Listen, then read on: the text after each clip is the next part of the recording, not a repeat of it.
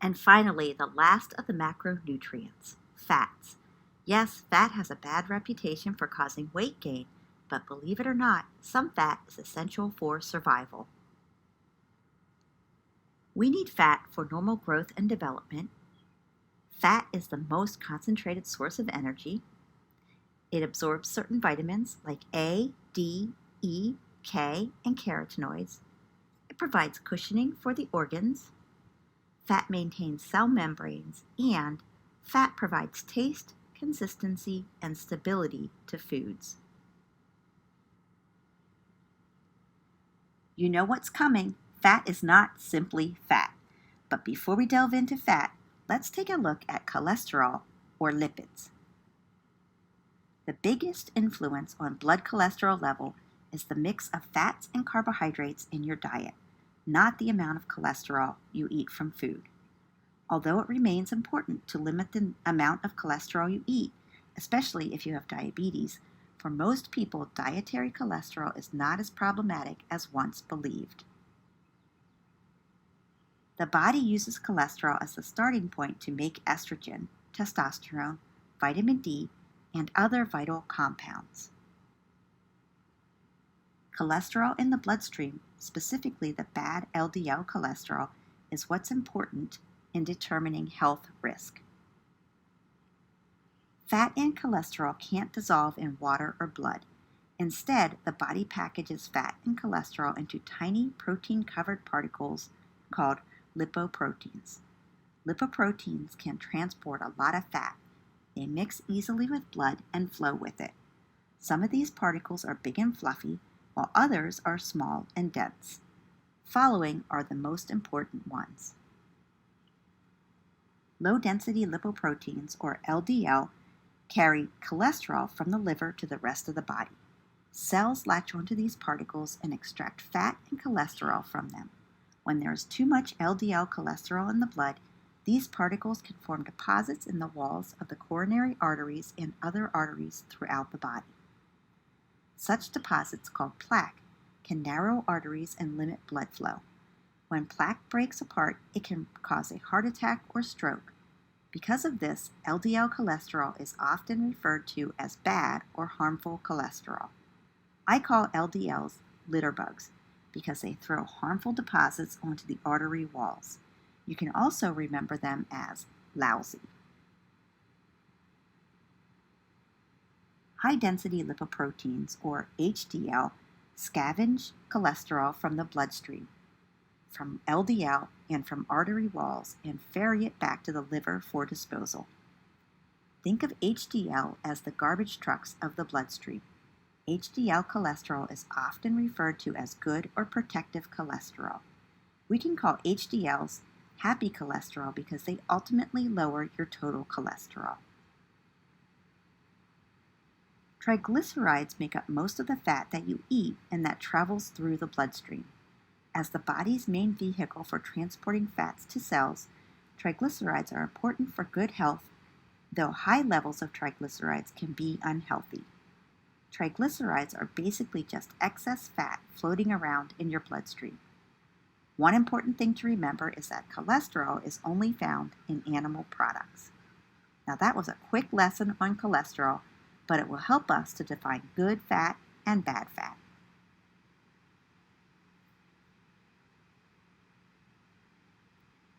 So we reviewed cholesterol and we discovered that cholesterol comes from animal products. Can you identify which portion has the least amount of cholesterol?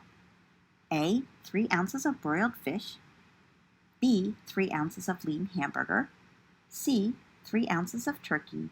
Or D, 3 ounces of chicken.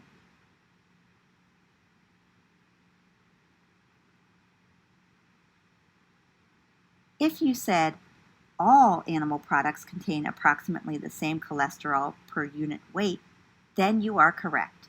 In order to cut dietary cholesterol, reduce your intake of animal products. When it comes to dietary fat, what matters most is the type of fat you eat.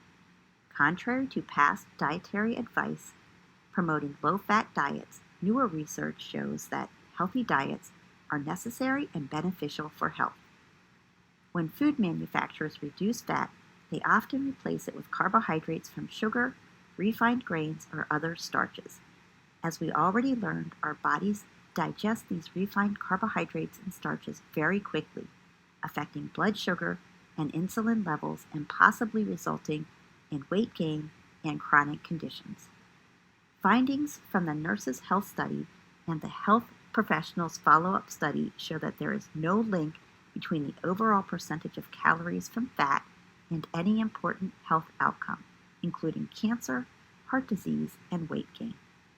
Rather than adopting a low-fat diet, it's more important to focus on eating beneficial good fats and avoiding harmful bad fats. Fat is an important part of a healthy diet. Choose foods with good unsaturated fats, limit foods high in saturated fat, and avoid bad trans fat. Let's start with the good. Unsaturated fats, which are liquid at room temperature, are considered to be beneficial fats because they can improve blood cholesterol levels, ease inflammation, stabilize heart rhythms, and play a number of other beneficial roles.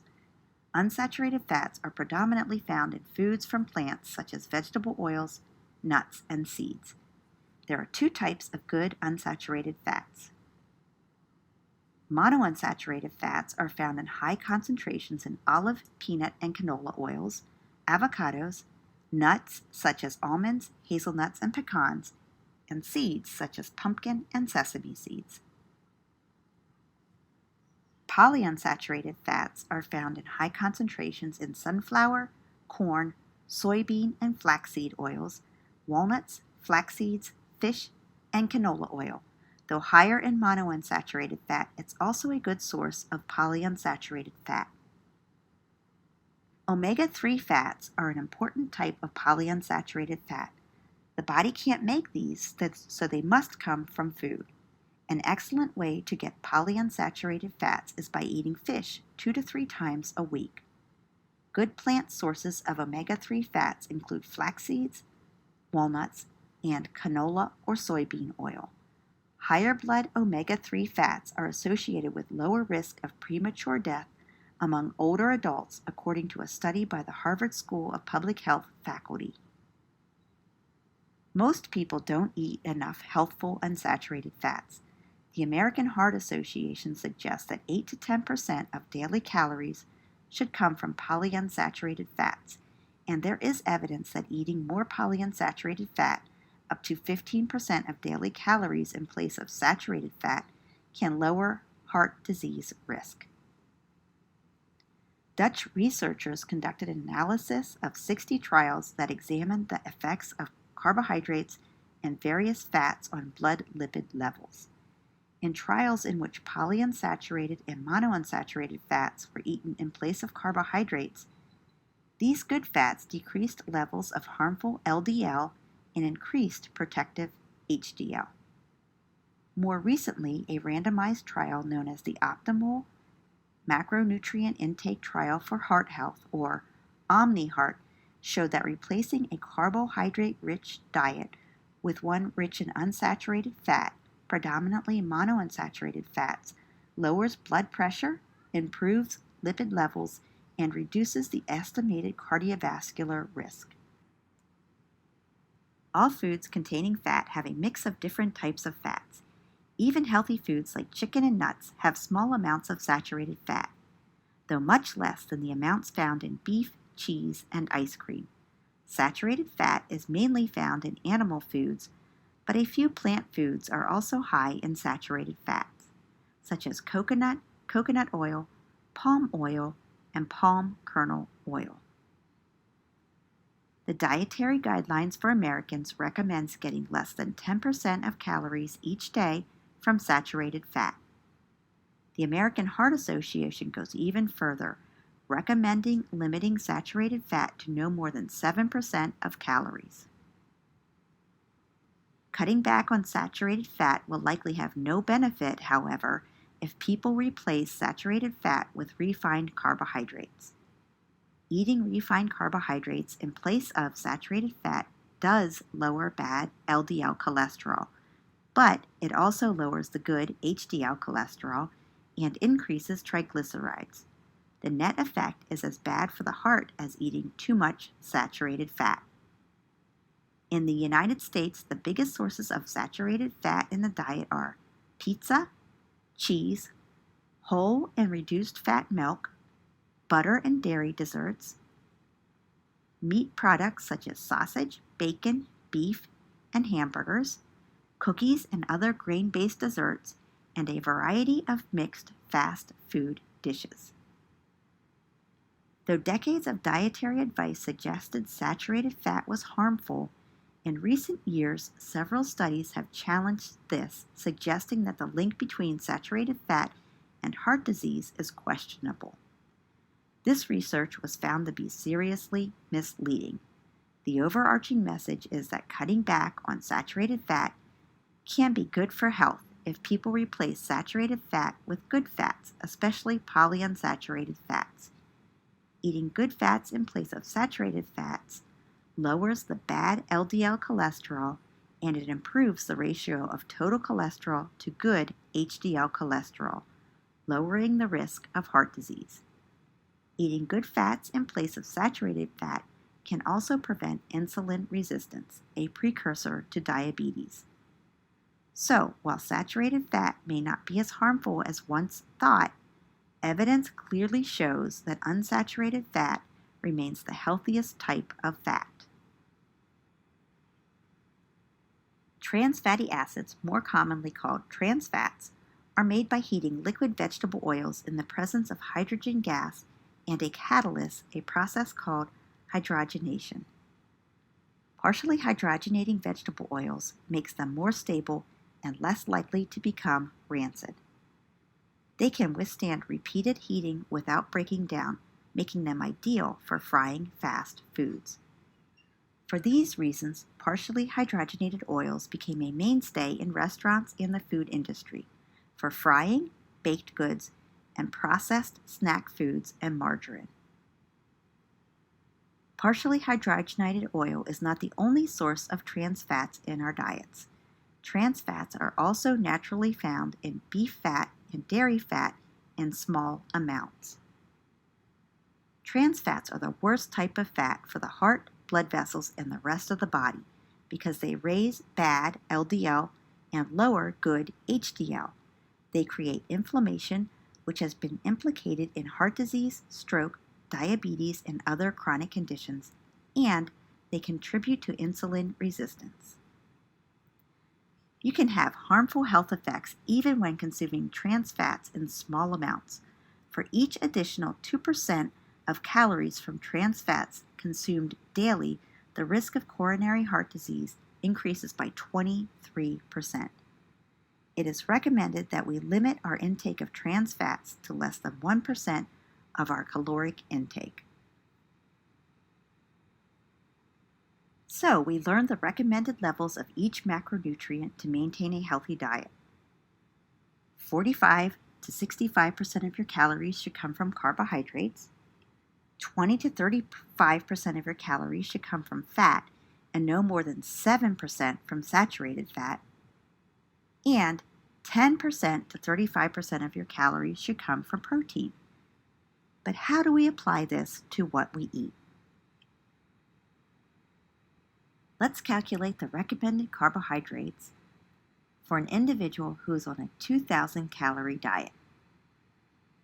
First, we will calculate the low end of the range by multiplying 2,000 by 45%.